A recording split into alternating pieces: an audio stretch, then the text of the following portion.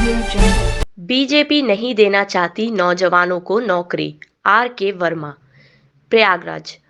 विश्वनाथगंज से विधायक आर.के. वर्मा ने अपने जन्मदिन के अवसर पर कहा कि सरकार केवल नौजवानों को सपने दिखा रही है।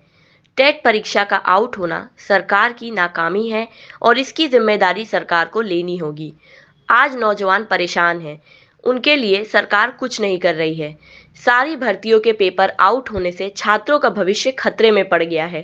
टेट का पेपर कराने की एजेंसी से लेकर के सरकार के पास पूरी जिम्मेदारी होती है। प्रश्न पत्र एजेंसी तैयार करती है सरकारी तंत्र की मॉनिटरिंग में, और प्रश्न पत्र बीच से उन्हीं के माफियाओं के द्वारा लीक कर दिया जाता है। उसी सरकारी तंत्र से चोरी करके माफियाओं को दे दिया जाता है। तो ये जिम्मेदारी सरकार की बनती है कि नहीं? सरकार को इसकी जिम्मेदारी लेनी चाहिए कि सरकारी तंत्र पूरी तरह से इस भ्रष्टाचार में संलिप्त है। 2017 से लेकर के आज 2021 टेट की परीक्षा तक कोई भी ऐसी प्रतियोगी परीक्षा नहीं हुई है जो भ्रष्टाचार की भेंट ना चढ़ी हो। और अगर परीक्षा हुई भी, पेपर नहीं भी लीक हुआ उसमें, तो उन्हीं के लोगों ने ले जा करके उसको कोर्ट में फंसाने का काम किया।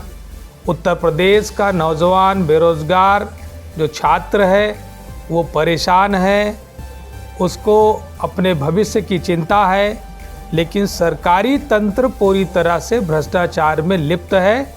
सरकारी तंत्र और सरकार युवाओं को नौकरी नहीं देना चाहते, बल्कि सपने दिखाना चाहते हैं। केवल सपनों के आधार पर 2022 में फिर से चुनाव मैदान में आकर के सरकार बनाना चाहते हैं। लेकिन नौजवान समझ चुका है, छात्र समझ चुका है कि यह सरकार नौकरी नहीं दे रही है, केवल सपने दिखाने का काम कर रही है। 69,000 शिक्षक भर्ती पर आर.के. वर्मा ने बोला कि सरकार ने आरक्षण का मजाक बनाया और सामान्य श्रेणी के कम अंक आने पर भी उनका हुआ और ओबीसी के उच्च अंक आने पर भी उनका नहीं हुआ। उन्होंने सरकार से इसकी जांच कमेटी बनाने और सही चीज सामने लाने को लिखा। 69,000 शिक्षकों की भर्ती हुई थी, तो उस समय मैंने परिणाम देखे थे और प्रतियोगी छात्रों का गुणांक देखा था। मैंने प्रतापगढ़ और प्रयागराज 2 जगह की नज़ीरें दे करके उत्तर प्रदेश सरकार से उसकी जांच कराने की मांग करी थी। मैंने उसमें पाया था कि जनपद प्रतापगढ़ और प्रयागराज में बैकवर्ड क्लास के और एससी क्लास के गुणांक ज़्यादा थे और सामान्य वर्ग का गुणांक कम था।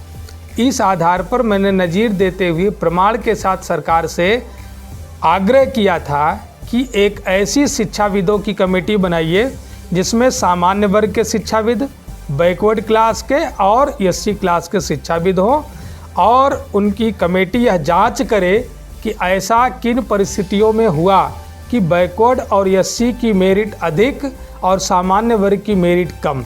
और जांच के बाद जब यहाँ पर जांच नहीं हुई तो मैंने स्वयं भी राष्ट्रीय पिछड़ा वर्ग आयोग में शिकायत दर्ज कराई। राष्ट्रीय पिछड़ा वर्ग आयोग ने सबको तलब करके विभाग को जांच किया और जांच में जो पाया गया कि आरक्षण अधिनियम 1994 की सभी धारा उपधारा में जो अधिकार पिछड़े वर्ग और अनुसूचित वर्ग को दिए गए हैं उसका अनुपालन नहीं हुआ, और जिसका परिणाम रहा कि लगभग 11,500 छात्र जो बैकवर्ड क्लास के जिनको शिक्षक बनना चाहिए था वो वंचित रह गए।